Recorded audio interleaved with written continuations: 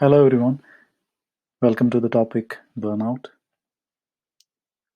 We all want to do good at the job and we want to be happy at the job as well.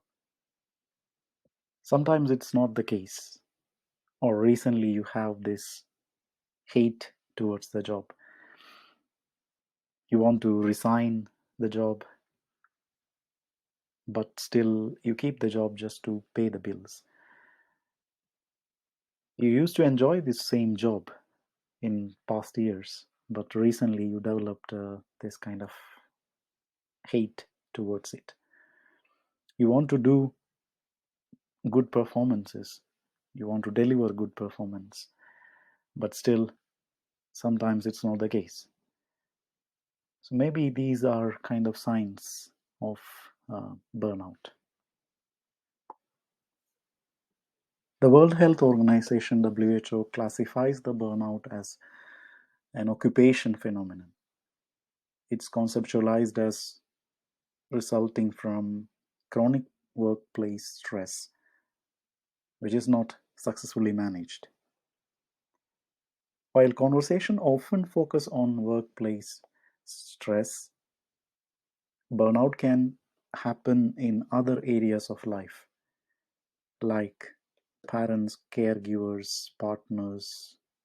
They all can fell into stress, get overwhelmed, and get burnout. A recently delivered mother, for example, who has to take care of the child overnight, she doesn't sleep well, need to go to the job during the daytime, take care of the partner, take care of the household work.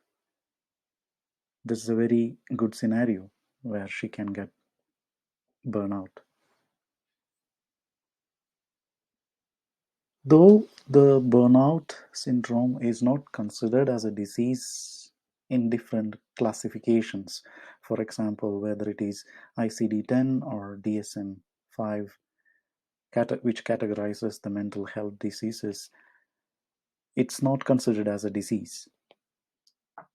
But it's still a kind of big issue, the workplace stress, which demands the attention from both employee and the employer. Modern culture has a glorified stress pressure, which we think that, or a management think, it will improve the performance. The performance pressure is introducing a kind of sense of urgency to improve the performances, and it will help to achieve desirable outcomes. That's what we know. But the studies prove otherwise. If we consider the economics and the cost of burnout, the condition is estimated to create a big amount of creativity loss and productivity loss. Studies claims that burned out employees are many times more likely to be actively seeking different job, or 60-70% are like to take sick leaves, and even sometimes 20-30% of people visit emergency room. Moreover, long-standing stress is related to physical damages as well. It can be expressed as inflammations, different types of fevers or infections. Even they are prone to get infections and inflammations. High blood pressure, poor immune system, as we discussed, or sometimes they can have a high risk of heart diseases. They can have high risk of stroke. Sometimes it's quite burnout is quite found in the professionals who require more care and dedication to their job, and they are emotionally involved sometimes in the job. People who need more care and dedication, like doctors, nurses, law officers, or social workers. They all are also professionals who are more prone to get burnout. To define burnout, the syndrome of professional exhaustion, which is resulting in a physical, emotional, and mental exhaustion, which is the result of a prolonged investment in a demanding work situation, especially on emotional level. As the name implies, you might have burned out all your energy and time for your work like a burning candle.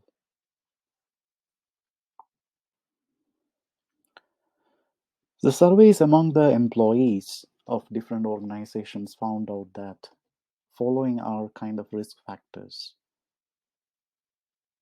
unfair treatment at work, unmanageable workload, lack of role clarity. What is the role of the employee if it is not defined? That leads to lack of role clarity, lack of communication and support from their managers or immediate bosses, unreasonable time pressure. Sometimes some other causes, like the changes which happens in the workplace, the new introduction of softwares or new system of operations, the changes in physical challenges like difficulty to travel to the place, exposure to the hard weather, requirement to physically do things, lifting weights or something like this. These can be a kind of risk factors for you. So altogether, there is a lack of insecurity, there is no work life balance. Sometimes the sleep is not enough because you are completely involved in the work. There is a grand deadlines. There is a lack of reward. Sometimes salaries are poor. Work overload is there. So altogether, these can be some of the risk factors if you summarize. With new millennial culture, every work has become too stressful, and every activity like running or other sports, which people used to do for leisure, even that has become a competition. So these are adding to more and more stress in the life, whether it is love for money or kind of um, running behind the quality, improving the quality of life. These all things are somehow a kind of race which everyone is behind. So we have lost that understanding of the limit, how much is enough. Ayurveda says a middle path is the best. So finding the balance between body, mind, and the spirit, taking care of yourself, um, achieving this equilibrium is the most important thing in life.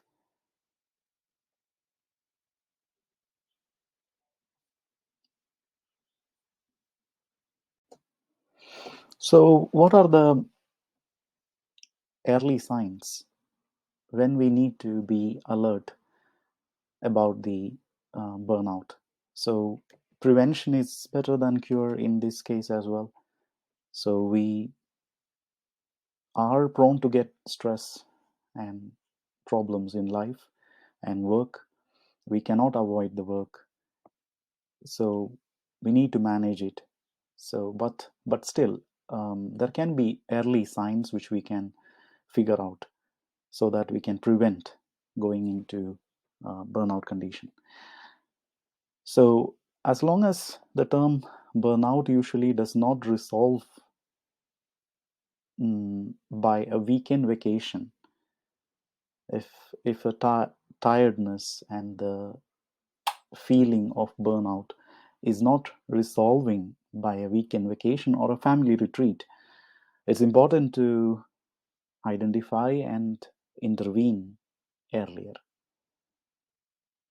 So, for example, feeling emotionally drained and mentally uneasy, often associated with mild to moderate physical symptoms. For example, abdominal problem, digestive issues, nausea, feeling lack of appetite, a frequent cold and illnesses, immunity is getting low, sleep issues, sleep disturbances,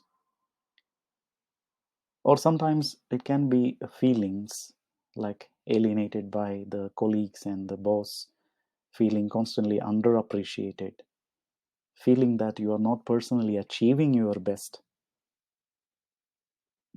These can be a kind of early signs.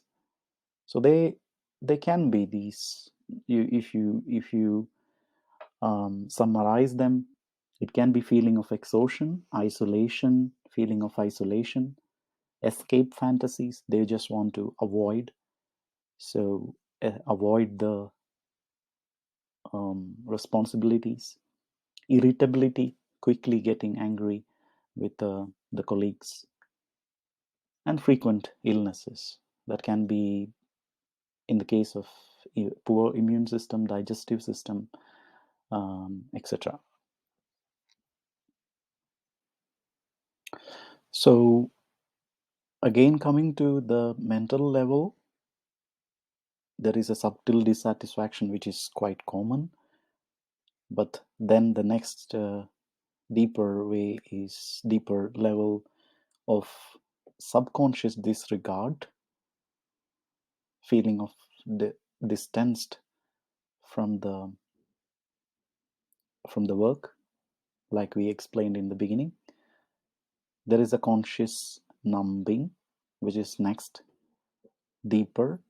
Still more deeper, you feel anxious exhaustion, and then it can lead to a full-blown trauma. So how we deal with this burnout, how a common person deal with the stress factors is basically there is an alarm phase, there is a resistance phase, and then exhaustion phase, which is like more like a chronic burnout condition. So in the alarm phase or alert phase, let's say, um, there is a kind of alertness to deal with the threat. The limbic system, the emotional brain will get activated. Hypothalamus and pituitary gland will get stimulated, and adrenal glands, which is located just above the kidneys, will start getting active, which will produce adrenaline. It increases the acceleration of heart rate, which causes the increase in blood pressure, dilatation of bronchi and pupil, which you know that this is like the fight or flight mode. Or there will be also release of corticotropin hormone, corticotropin releasing hormone, which is also secreted by hypothalamus to act on pituitary gland. And there is ACTH, adenocorticotropin hormone, which is also resulting in activating the adrenal glands to release our cortisol. So there is all the cascade of activation of various glands of brain, which is therefore resulting in secretion of cortisol by adrenal glands.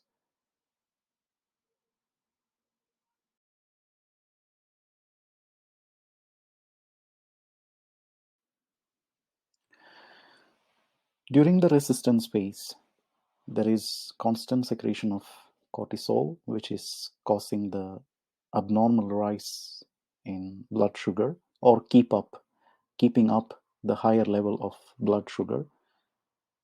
This is just normal reaction for the body to um, fight the attack. Like if you are in front of the lion, you need to run away. So because of this, in the metabolism, there is constant effect. There is hyperglycemia, the blood sugar is high, which will result in insulin resistance, which will result in weight gain. It is a kind of open door to diabetes and cardiovascular diseases. In the bone metabolism, there is a kind of bone formation will be getting blocked. It prevents the bone formation, cortisol, and there is catabolic effect because of this. So there are many issues which can be the long-term excessive cortisol effect. To summarize, like there is decreased metabolism, there is chronic fatigue, there is hypertension, depression can be resulted, hunger, and it can cause bad eating habits, arthritis, migraines, tunnel vision, sleep deprivation, acid refluxes. This is very common as well, gastric issues.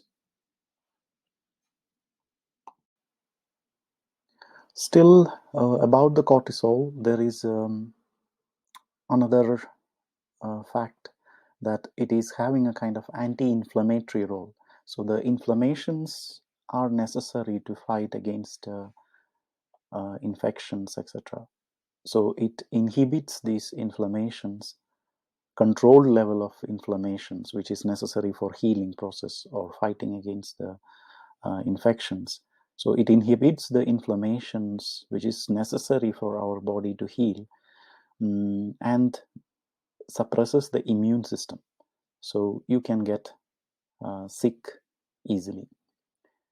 In the nervous system, there is inhibition in the pituitary gland. It inhibits pituitary gland, thyroid, and fertility, even hormones are affected. Cardiovascular system, as you know, it impacts the sodium potassium balance, and also blood pressure is elevated. It also has a catabolic effect, means it tends to destroy the tissues.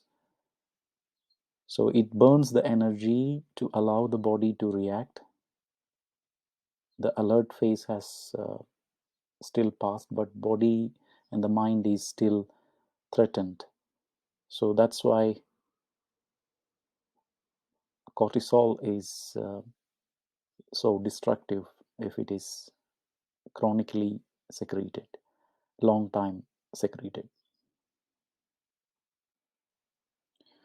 Other hormones which are secreted in the body during the resistance phase is DHEA. This is the hormone which is known that hormone for youth or maintaining the youth. Along with cortisol, this is also mediating the short and long-term stress responses. So it's doing the homeostasis. So it's canceling the harmful effect of chronic or repeated elevation of cortisol. So this is like cortisol, it is primarily produced by adrenals, and to some extent it is also secreted in the brain and digestive system and adrenal glands. It is something which is very helpful for intellectual acuity and vitality.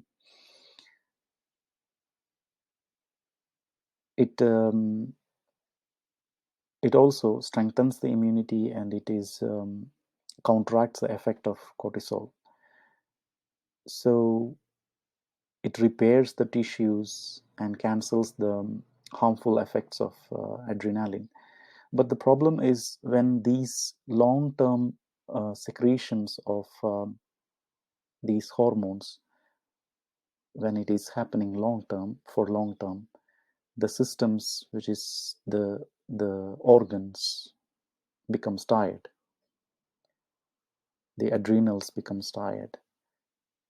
So it results in a kind of low production of these hormones as well.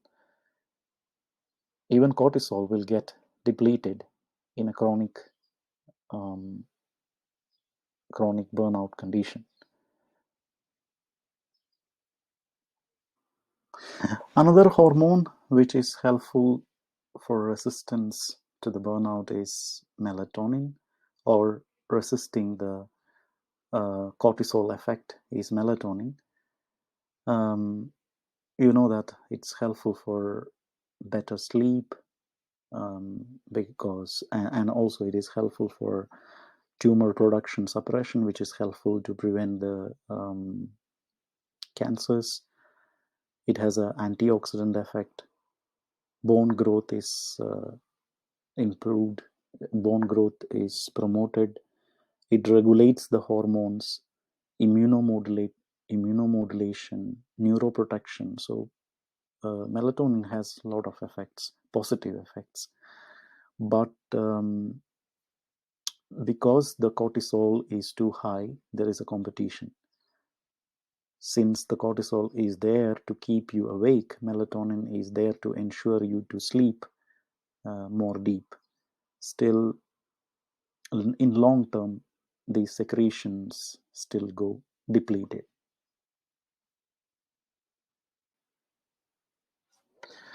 Other hormones, adrenaline and vasopressin, these are also involved in the resistance phase.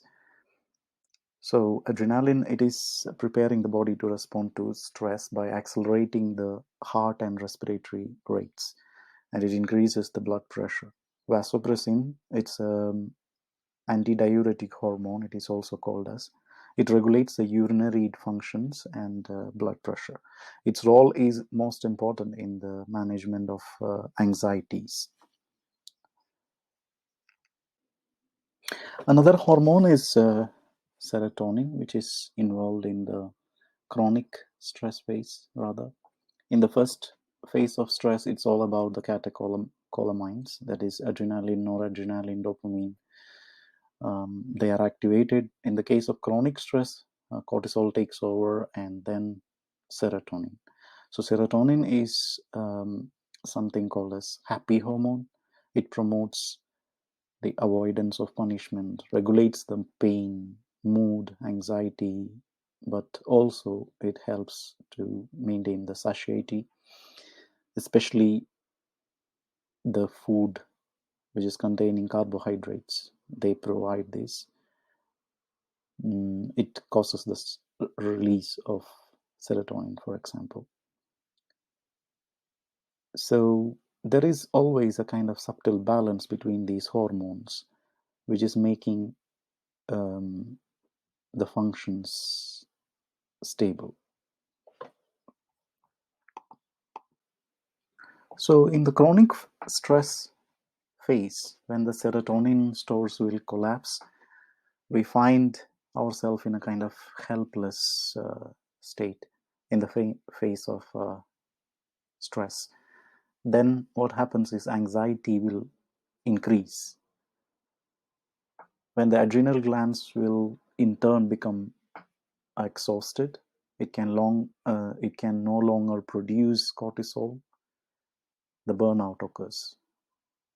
So while in the resistance phase, the cortisol level is too high, it is on the contrary in collapsed condition in exhaustion phase. We are no longer able to withstand this stress. So this is strictly saying the burnout condition. the onset of symptoms is often very gradual as well. So there is a low cortisol levels, which may include the symptoms of fatigue, dizziness, especially when you stand up, weight loss, muscle weakness, mood changes, sometimes the skin darkness, etc.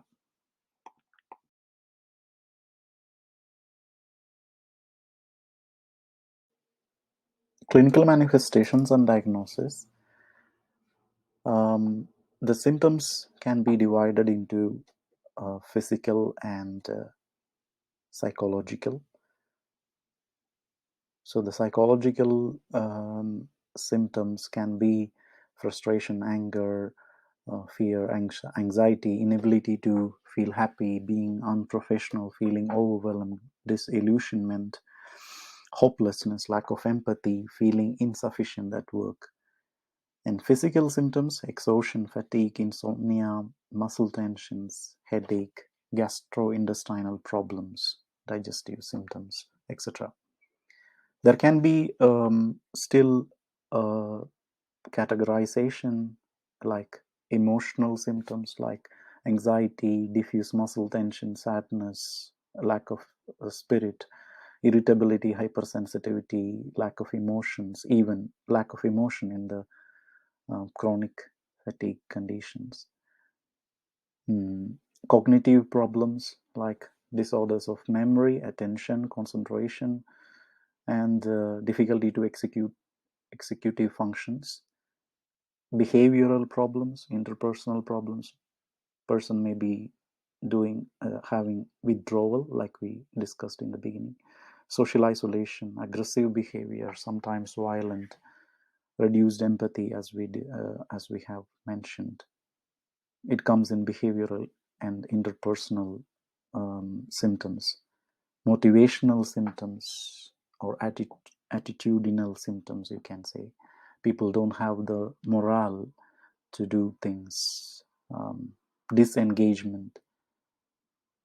And physical symptoms, as we already discussed.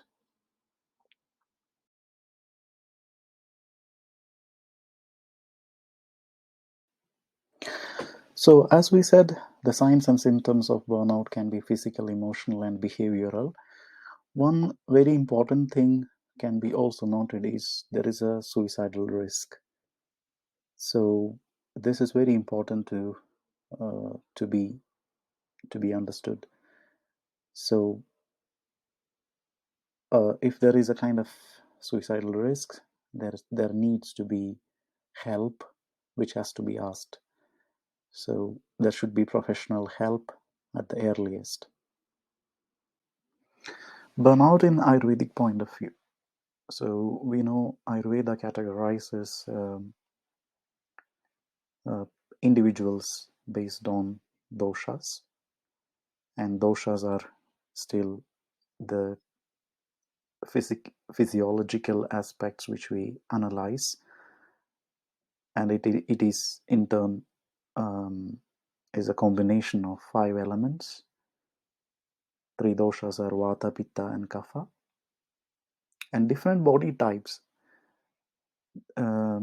Individuals of different body types, they have different types of reactions to the stress. For example, Vata people, they are more prone to anxiety, restlessness, whereas Pitta people, they can get more irritated, they can have a red face, or there can be a kind of prone inflammations can be. Kapha people, they may feel like lethargic, or they show more withdrawal kind of symptoms. Sometimes this can be also like different phases of these doshas can be seen in different phases of burnout as well. Pranavata, another one thing which we can correlate is the life energy, the pranavata. There is a close relationship with the psychological factor. and pranavata. So it's basically regulating the other doshas, the functions of other doshas. It takes only insufficiently, and people have like lack of prana, and it leads to reduction of, even there is a reduction of ojas, which is the immunity or vitality. There is a kind of kapha depletion as well, which can be also observed. So these are different scenarios. It's not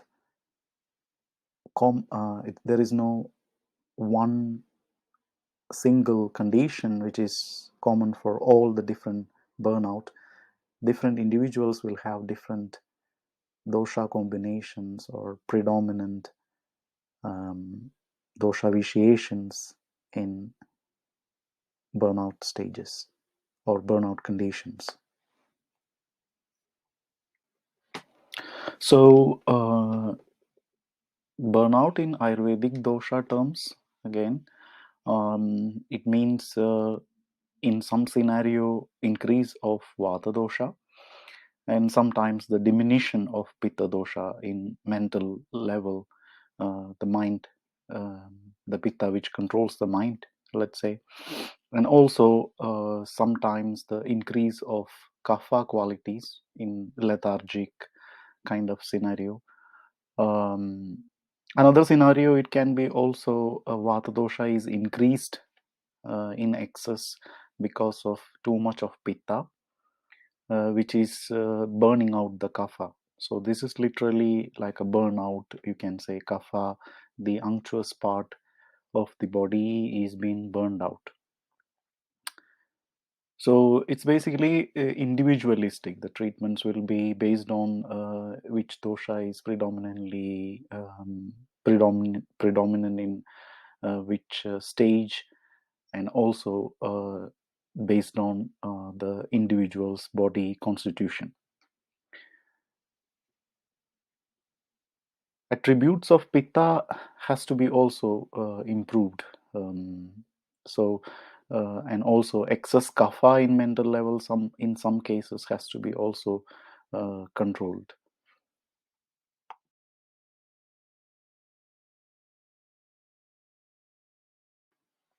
Some of the Ayurvedic classical textbooks, we can see a condition where rasa dhatu, the nutritive tissue, is depleted.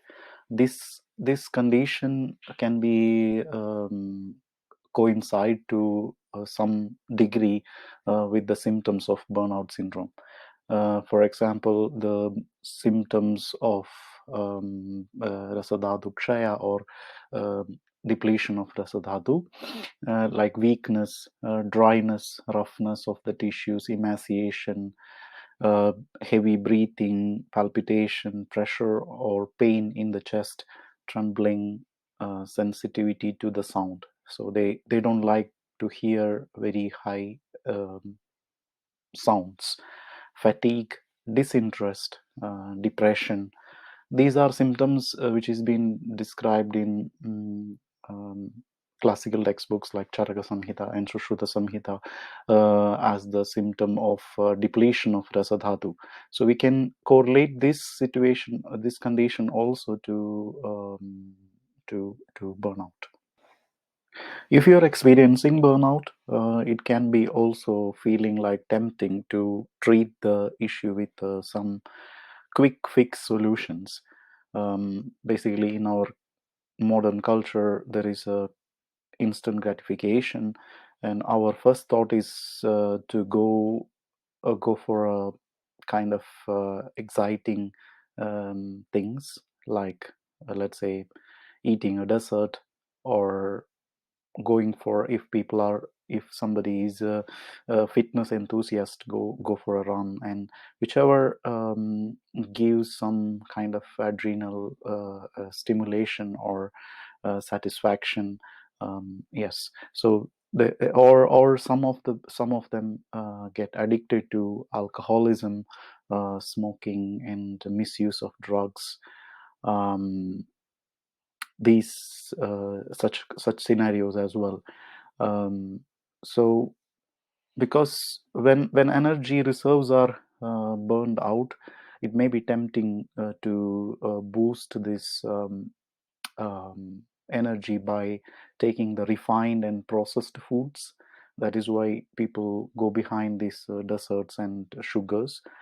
Um, but we must understand that it will rather rob the body fuels, and it's accelerating still the experience of burnout. So after this wave of high energy, there will be a kind of drop down happening as well.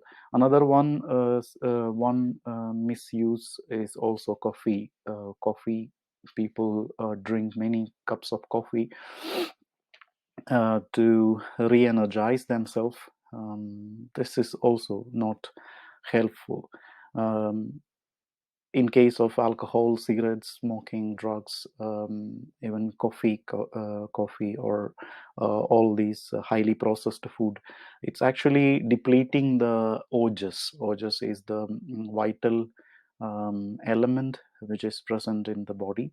Um, so this is also depleting the vitality.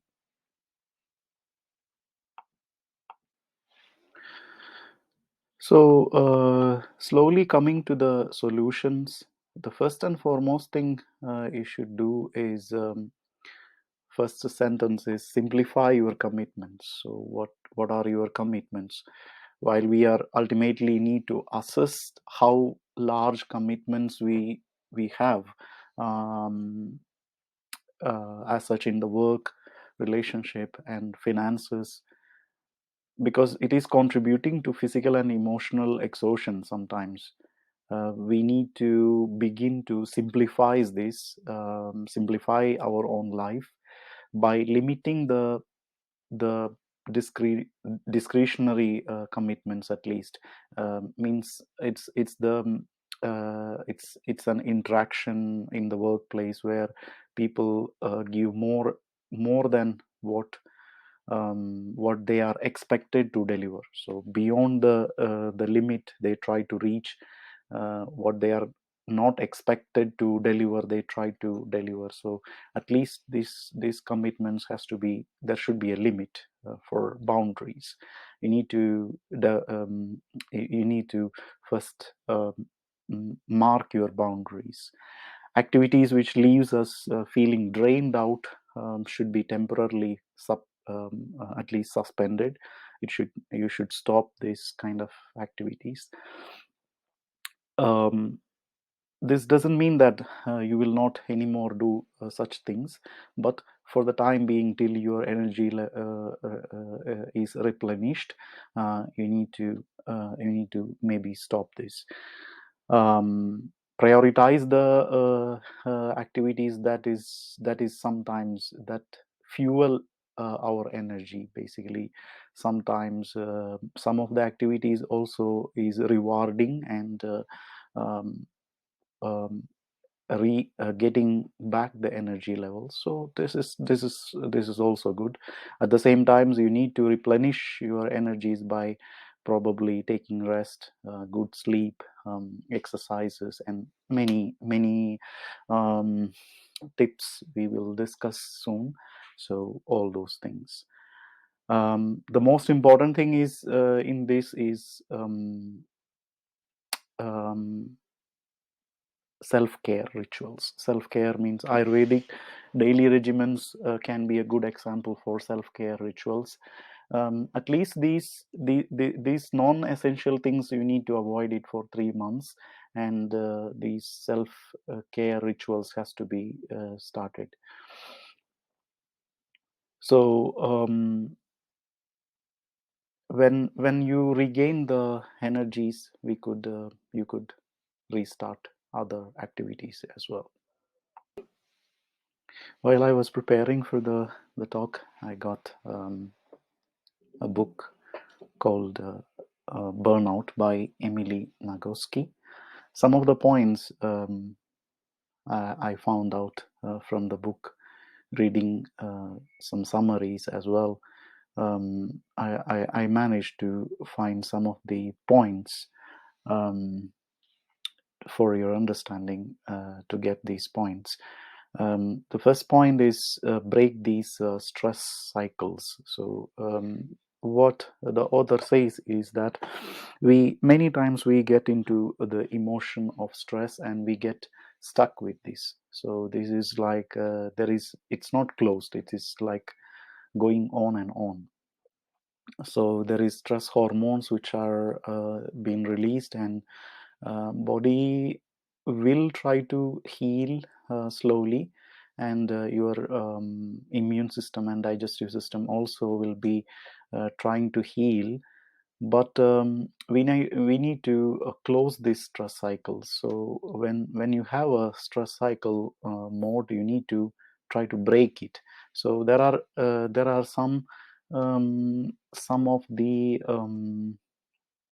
helpful activities are exercising, painting, singing, music instrument, playing the music instruments, or sculpting, or positive social interactions, meditation, even social interactions like um, um, especially those like ensuring the safety, like hugs and laughter.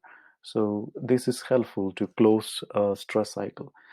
When it comes to the exercising, it's still as you know, the in Ayurvedic point of view as well, it's a Vata, a high condition. um, the exercise has to be moderate.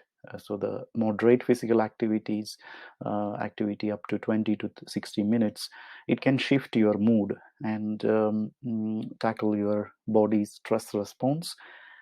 This is because your muscles relax after the exercises, and there will be a shift from breathing heavily to taking deep and slow breath. So this is somehow helpful also for emotional breath. The author recognizes. The second point is fighting the stress by building the resilience. Finding the resilience, building your resilience. So in this point, the author says that meaning is the best antidote for stress. That means the idea is that meaning is the key to happiness, and it will be helpful key to cope up with stressful situations. There is nothing right and wrong meaning to identify for yourself. Um, the only important feature is that the individuals are aligned with deeper sense of meaning, leading to them to a living more fulfilled lives.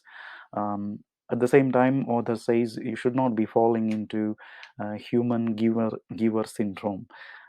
Means usually the society raises the woman who naturally fall into this kind of giver role, rather than prioritizing themselves first. So that the author believe that this syndrome is not placed in reality. So rather you need to be the finding your beliefs and meanings. You need to um, put in priority, and I should not be falling into this human giver syndrome. So this resilience is by finding your own meaning in life. That's what about the resilience is. Third point is emotional exhaustion leads to burnout. So many times emotionally we get exhausted by trying to meet our own demands and expectations. So these expectations can be in your workplace and in your family and friends. You can try to push yourself over the edge, and from this stress develops, and from there, emotional exhaustion is created, and after that will be the burnout. The next point is taking the rest. So taking rest can help to avoid exhaustion. This is known to everyone. So we believe that what doesn't kill you makes you stronger, but the mindset that this mindset will leave us exhausted, and it will be making us prone to work hard. And there should be a fine line between working hard and being overworked. So the being overworked situation will lead to poor health, and there will be in later getting your work also in your work also effectiveness will be reduced. So timely taking rest timely is the best way to resolve the build up fatigue. The best way is making sure you get a good sleep. Also, it might be very helpful to take consistently breaks. It would be like 90 minutes once at least. You need to have a break. um, and it can help you to it can be helpful for replenishing the energies. um, while sometimes when you are you can be also still productive while resting, while like folding your laundry or cleaning your home if you're working from home.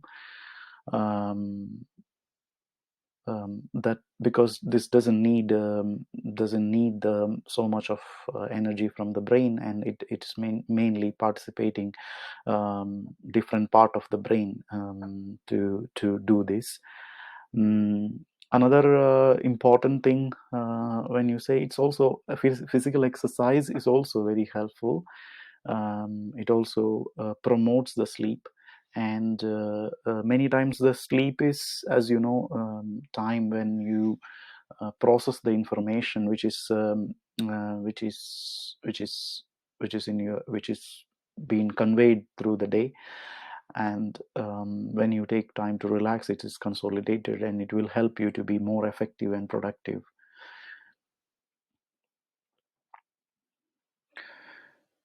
Fifth point is fight unrealistic expectations with facts. So exhaustion is many times connected to our expectations. Expectation can be more on ourself towards us. We expect ourselves to do very big tasks and finish it quickly. Many times we struggle to do this, and we get mental and physical exhaustion. And still this inability to finish these unrealistic goals puts us into this frustration and this emotional stress, which will lead to the burnout. And the same thing is applicable to unrealistic expectation on others. I would say, when you imagine, when you put unrealistic expectations on others, this can also lead to emotional tiredness. For example, some unrealistic expectations. For example, women, they try to fit themselves in the ideal body mass index, and try to compromise their body weight, reduce their body weight. Many times this it's often used to assess somebody's health despite of its limitations are there. Because this is not completely very this is not only one this is not the only parameter where you can assess the health. So specifically BMI was invented by weight loss clinics, to encourage the woman to buy their products and services many times. So the researchers, recent studies in even published in Lancet journal, um, they found that overweight individuals have lower health risks than those who have those in the low end of health category. So it's it has no so much of relation. So it seems that emotional exhaustion, which is associated with meeting unattainable ideals, is more harmful than the overweight. So um, it's not so relevant to keep. It doesn't mean that you should be overweight as well. It is also going to create more health issues, but still, this is you don't need to put only one scale to assess your health, and you don't need to put um, unrealistic expectations on yourself. Ayurveda says in this point, Ayurveda says that every individual is different, and as you know, there are body types like Vata, Pitta, and Kapha, and Kapha people are not supposed to be very skinny and losing a lot of weight in short time. They have a different structure altogether, so they are beautiful, healthy, and positive in their own self. At the same time, opposite, the Vada people are not supposed to gain a lot of weight and having a heavier body. This is also unrealistic expectation. So every individual, based on their prakriti, their own body type, they are healthy as it is in their own structure, which is designed by the nature. Next point is we all need people in our life. Our lives are independent these days. It's Society has started understanding that, thinking that the independence is the sign of success. So we start our lives as independent children and grow to be ideal of an independent adult, for who doesn't need so much others to have the fulfillment. But the researchers and the studies shows opposite. The connections are important key to prevent the burnout. So it helps us emotionally, and as well as offering opportunities by um, opportunities to learn by giving a kind of new informations. So we need some connections for everything. So there are also individuals who are introverts and extroverts. Extroverts needs more connections and less independence, whereas opposite is in case of introverts. It's important to point out that connections are not always all the connections are not good. Negative connections will create negative effects, and positive connections will improve the quality of life.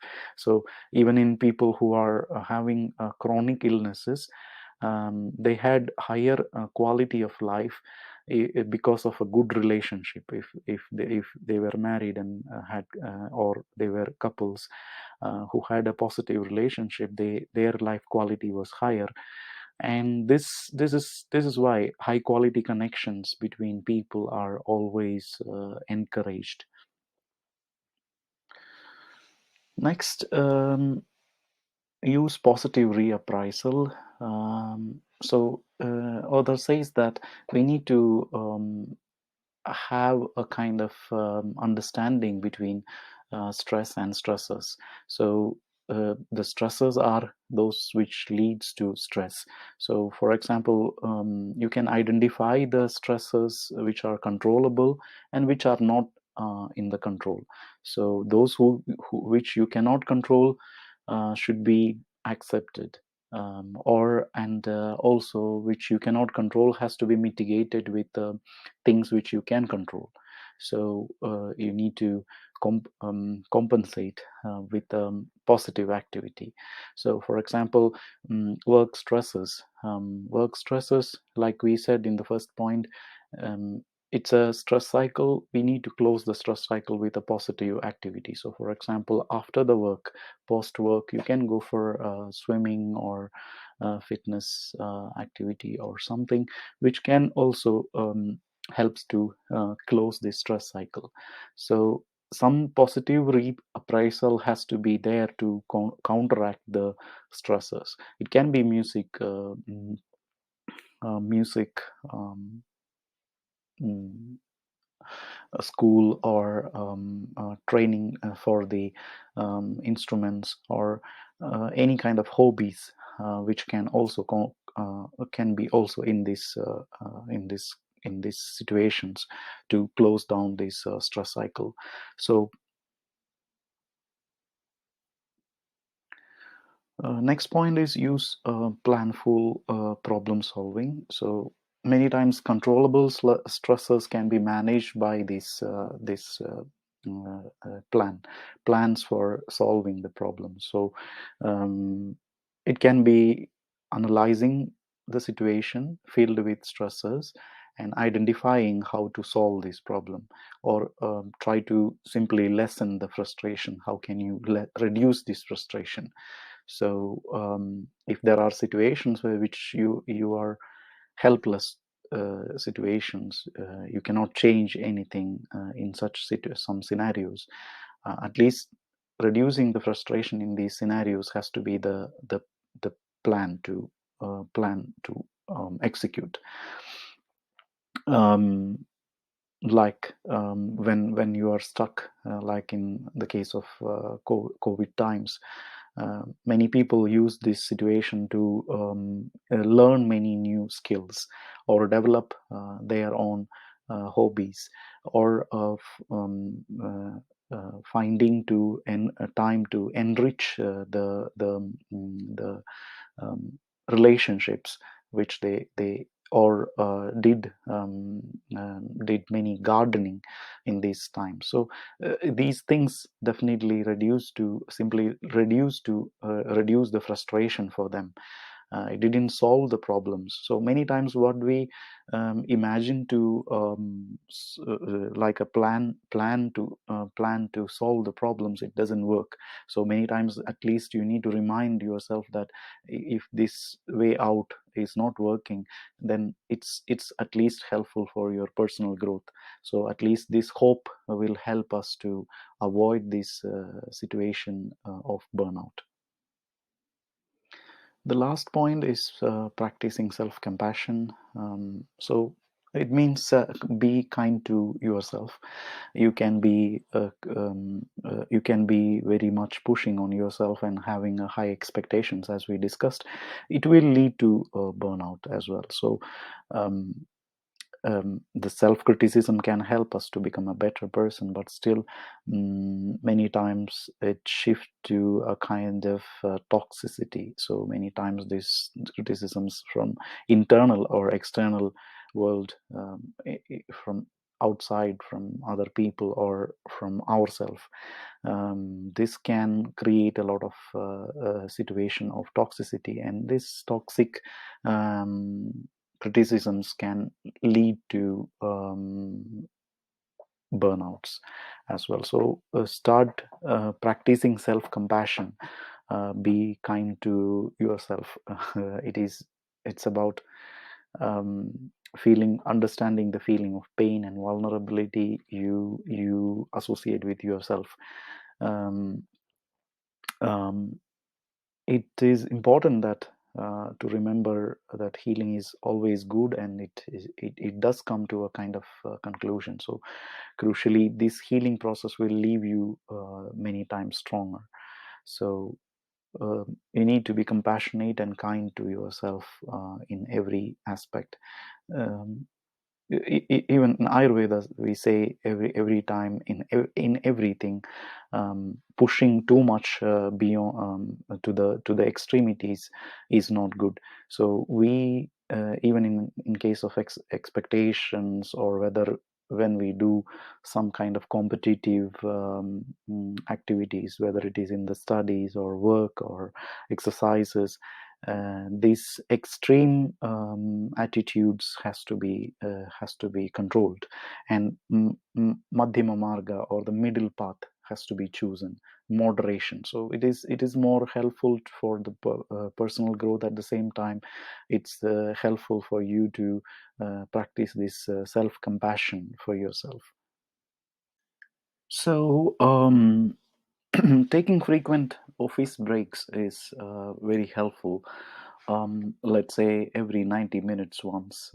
If you can make a break, that's very good.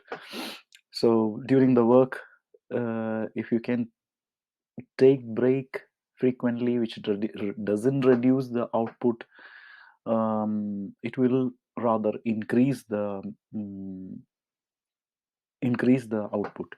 So but you need to use it effectively. You should not use it just for smoking and drinking coffee. Rather than that, um, follow some recovery regimes.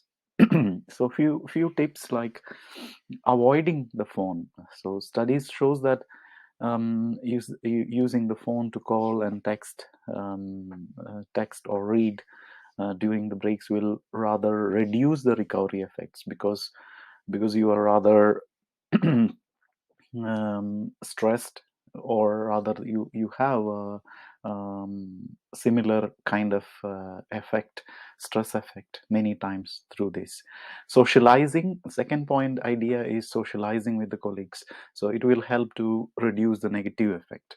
So it will reduce the work stress. um, but a kind of imposed socializing is also not so good. It will give a negative effect. Um, Shorter breaks every hours, I told, or at least 1.5 hour once. It was found that it will help to recover well. Um, so break the earlier in the day is found more effective to keep up to the task. So you can take breaks earlier, not too late. Yes. uh, Time to time, another tip is get out to get some fresh air. So time to time you can go for a short walk outside the office, which is helpful to recover. And it is helpful to recover outside these four walls. During the breaks, you can have a pranayama practice. Pranayama means the practice of life force control. Prana means the life, unseen energy that keeps the body and mind charged with life energy. This is mostly regulated through the breath. Ayurveda and yoga, they describe prana as a life force. In a study which is in 2013 done, it found that pranayama breathing exercises reduces the perceived stress in healthy adults. So every 90 minutes throughout the day, you can have a pause for 2 to 5 minutes, and you can have a conscious breathing. So there are many numerous pranayama techniques, and all are effective in relaxing the body. And one of the technique is like a square breathing, or you can say 3-3-3-3, or 4-4-4, based on the count, or 5-5-5-5. So sit with your spine straight and shoulders relaxed. Close the eyes. Inhale through the nose to the count of 5. Retain the breath for the count of 5. Exhale slowly through the nose to the count of 5. Remain without the breath for the count of 5. It can be instead of 5, 4, 3, as per your personal breathing capacity. Just remember to keep the number the same in each 4 steps. So square, this is called square breathing. Practicing these techniques will encourage you to become more self-aware and let go the stresses throughout the day.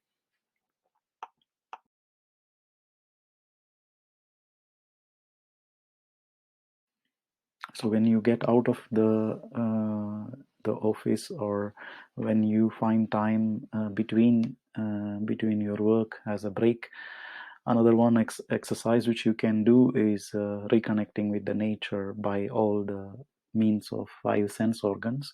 Notice what you hear, see, smell, touch, and taste.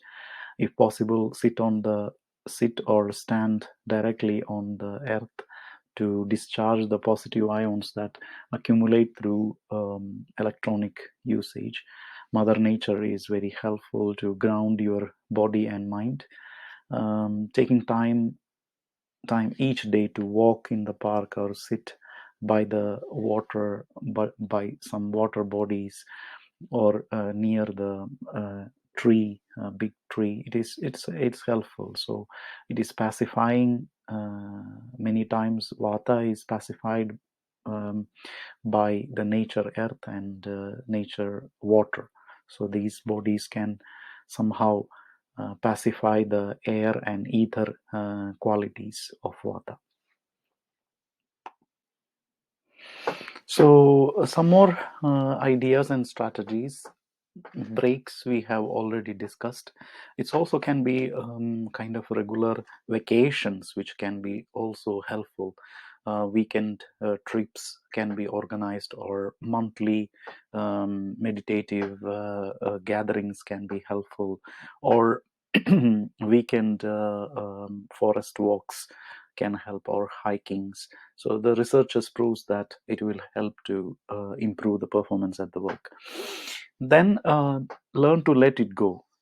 So a point is like, um, you are relentlessly trying to go on go on behind the achievements in your job. It can be counterproductive to to the performance, and many of our values also can get sacrificed. So you can't and don't have to do everything by yourself, and rather you can also let go many of these rat races. Next, forget perfectionism. So perfection, you need to be professional, but rather perfectionism, you can it's usually obviously unachievable. So trying for that, it can just wear you out. You can get burnout, and it diminishes output qualities. um, Another point to say is, rather take the things a little bit easily in a kind of playful manner. Accept the success and mistakes in a realistic and analytical manner, without keeping it too much to the head. So observe and listen to beautiful things in the life and nature, instead of taking the mistakes and both mistakes and success too much into the head. So getting a kind of sense of play is very helpful. And these days, we don't understand the difference between the relaxation and distractions. Many times, for example, people are suffering from burnout, often spend the breaks from the work or downtime on their electronic devices, scrolling down the social media and watching the TV, Netflix, or playing the video games. So these are very stimulative, and don't give the body or the mind to unwind. So finding a practice that appeals to you, such as journaling, meditation, mantra chanting, or pranayama, breathing exercises, or yoga, this is helpful to balance the vata, reduce the stress, and rebuild the ojas. Spend the time with people who are who people loved one your loved ones, and make time to do things you enjoy. For example, cooking, painting, photography, long walks, or observing the nature, and prioritize the fulfillment than the perfectionism. So you need to enjoy what you do, and it can counteract some of the troubles of working a kind of in a depleting job. So do things which you enjoy the most. So sleep is a very um, critical thing in our cognitive function, clarity, stability, and resistance to the stress. So it has a critical role.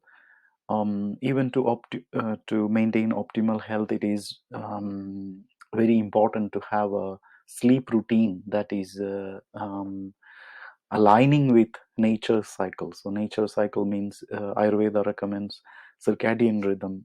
Follow the circadian rhythm of nature. So by following the sun, one has to have the power to change the change the quality of sleep as well. So by following this timely sleeping regimen, it can improve the sleep cycle.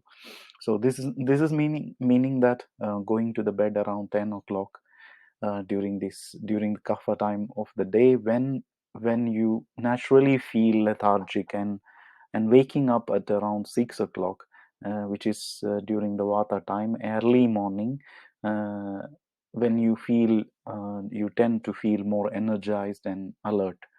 So this sleep regime, going to early to the bed and wake up, this can help a lot.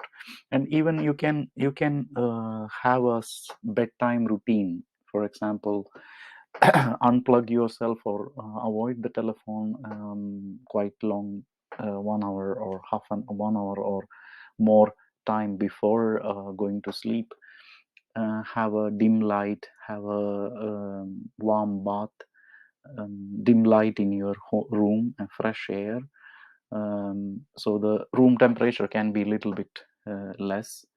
You can have a warm bath, which can also help you to sleep better. You can read a book rather than looking into the phone.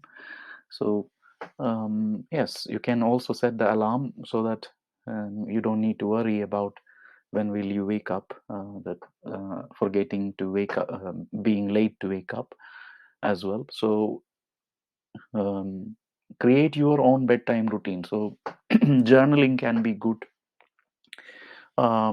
Feet oil massage can be good. Feet massage can be self oil application for the feet can be good. Music, uh, having a gentle music on the background can help to sleep. Yes. So having a good nourishment for the body is very good, very important.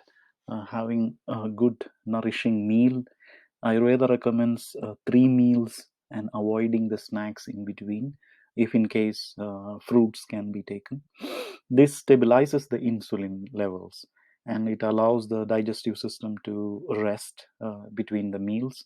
In order to optimize the energy, you need to plan the meals ahead of time with a dosha constitution understanding, so that the individual diet can help to plan your meals ahead of time.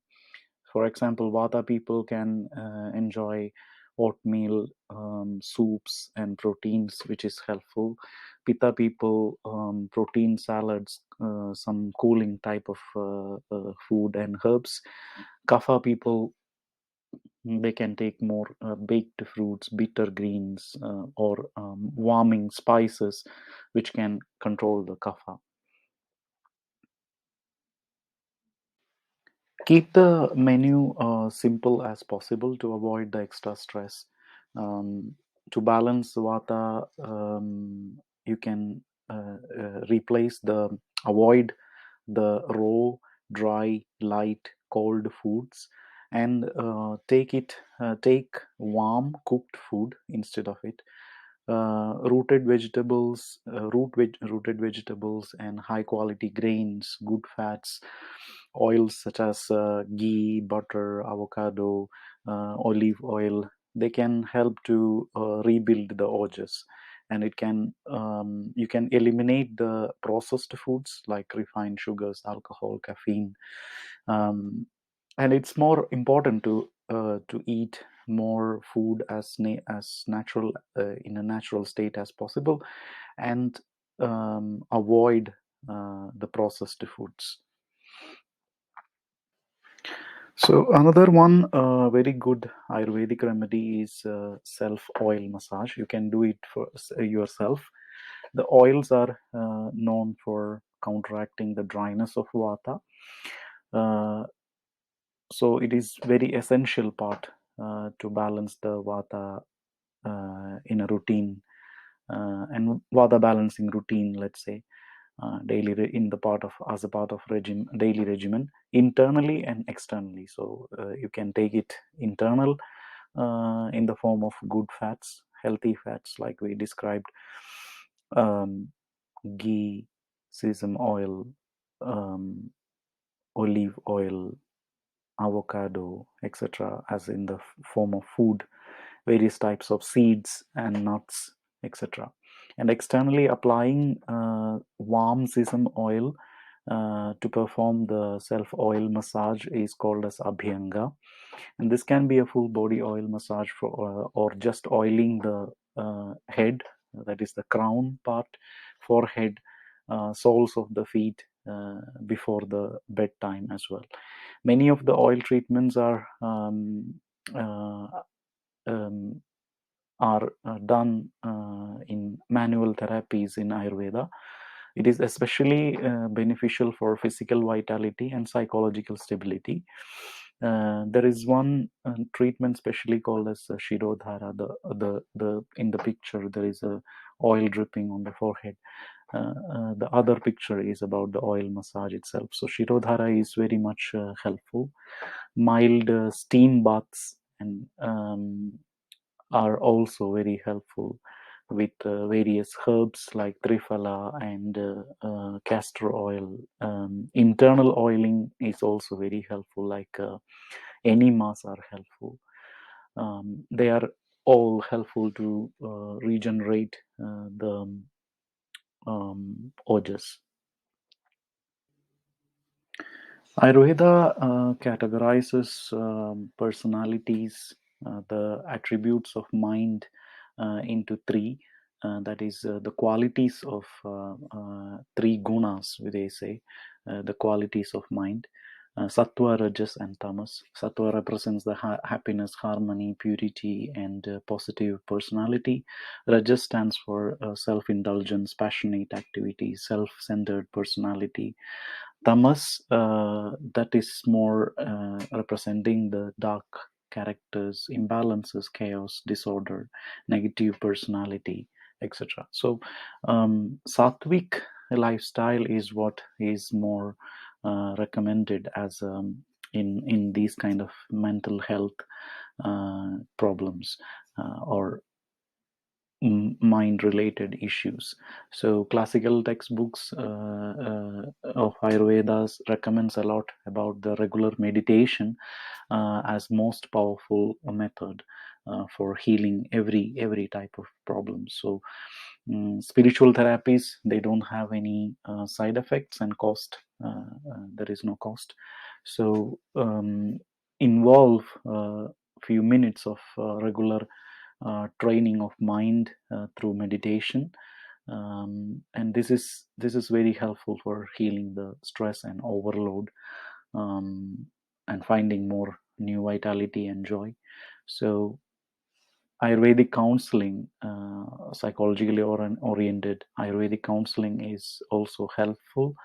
Um, Sattvic personality modifications are very useful as well. So the diet as well, in a kind of more Sattvic orientation, it's more vegetarian food. This Vedic philosophy says vegetarian food has a positive effect in the increasing the sattva. So prefer more warm and cooked food, more warm diet. Um, you can include mild spices like saffron, ginger, cooked garlic, cumin, rock salt, these things in the diet. Milk and milk products are also indicated, especially ghee is indicated. All the vegetarian food is considered to be increasing the sattva characters. So in Ayurveda, there are many herbs, as some of you know, that many rasayana herbs are advised to rejuvenate the mind and balancing vata and building the ojas. Many rasayana herbs are adaptogenic properties, which means it enhances our resilience to the stress, whether that is from overwork or overstimulation of the senses, incorrect diet, or emotions. Many of these herbs are also full of antioxidants, which will help to uh, prevent the damage because of the free radicals. Some of them are listed in the picture: tulsi, holy basil, amalaki, bacopa, ashwagandha, brahmi, guduchi, licorice, matcha, moringa, mucuna pruriens, turmeric, shatavari, etc. Some of the herbs are here are jatamamsi, which is very much nourishing the brain, and it's a brain tonic. It promotes the memory, concentration, mental clarity. Um, Mandugabarni, or let's say Centrala Asiatica, it's also a kind of rasayana for the brain, or nerves tissues. It relieves the vata, it improves the concentration and memory. It improves the resilience to the stress. Um, Passion flower, passiflora, it's also a stress modulator. It's also good for the digestive system, calms the nervous system or restlessness. It reduces the agitation, improves the concentration. Skullcap, um, scutula, it's a brain tonic as well. It enhances the endorphins. It reduces the depression in that way. It reduces the tiredness, nerve exhaustion. It improves the sleep. Ghee and Vacha, um, they both are sattvic tonics for the mind. Vacha is enhancing the mental clarity. It improves the clarity. It promotes the circulation to the brain and brain functions as well. Ghee is a lipid which can also penetrate to the cell walls, and it helps to reach to the brain. If it is it also can be processed with the herbs, and this can help the herbs to reach its active principles to reach to the brain if it is needed in different preparations. Milk has a lot of sattvic qualities. Hot milk with ashwagandha and honey, it can be very helpful for physical and mental strengthening. You can prefer all the rasayana foods like milk, ghee, honey, wheat, almonds, nuts, sweet rooted vegetables, sweet uh, potato, grapes, mango, dry fruits, etc. So let's say to conclude, some empowering affirmations can help us out of this emotional spiraling, or from these negativity conditions of situations of negativity, so that we feel positive. Many times what we say, what we repeat, what we repeatedly think, it becomes true. So we need to learn how to remodel our sentences. Let's say I have too much work to do. We can say I take things step by step. So slowly, step by step. Or the statement, I'm not cut out for this job, it should become like, I do the best that I can and surrender the rest. I don't know what I should do. It should become like the universe is moving me to the right direction. There is too much conflict in my life. It should become, I look forward for good in everything. So pessimistic thoughts should turn into self fulfilling prophecies. Thank you for patient listening.